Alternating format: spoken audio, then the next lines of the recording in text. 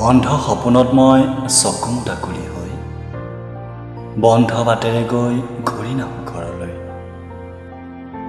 কোনধুৰ সীমনাত সুৰ মোৰ হেৰালে, বিচাৰি আনি মোক আজি দিব কোনে। অৰণ্যৰ কবৰত মই শুই আছোঁ নিতালে, বতাহে জানে মোক কোনে আনি পুতি থলে। মোৰ মৃতদেহ পুতি থোৱা মাটিডোখৰত এপাহ দুপাহকৈ বন ফুল ফুটিছে।